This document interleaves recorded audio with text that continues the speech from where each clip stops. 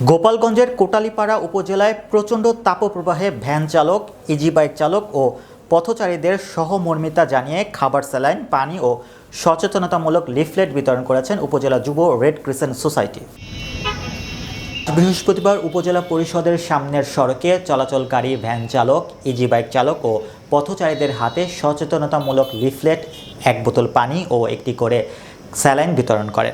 কোটালীপাড়া উপজেলা যুব red crescent সোসাইটির দলনেতা সজল বালা জানান, পানি ও স্যালাইন খেয়ে যেন কিছু সময়ের জন্য হলেও প্রচণ্ড তাপপ্রবাহের মধ্যে কাজ করতে পারেন, এর জন্যই এই উদ্যোগ গ্রহণ করা হয়েছে।